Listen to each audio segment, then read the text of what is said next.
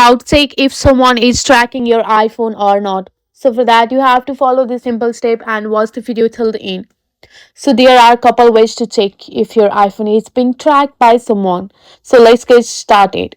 So when it comes to figuring out if someone is tracking your iPhone, it isn't really straightforward. But you want to follow this step or signs to see if it could potentially be tracking by someone else. So first thing is that what you want to do is you have to go for your setting on your iPhone.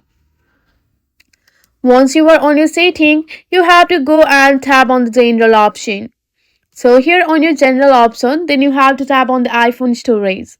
So under your iPhone storage, you will see the all of the application that has been installed on your iPhone. So now you may be wondering why you want to look at that. So you want to go ahead and review and make sure that you see all the applications that you have downloaded here and that is familiar or not here. So you downloaded it for a specific reason. Now let's say if you see the application that you don't recognize here, maybe someone installed or could potentially be tracking, that you can just go for that app and just go for the delete app and just go and tap on the delete option if you don't recognize that app, because all the app that you have installed, even it's hidden on your iPhone, will show up in this iPhone storage.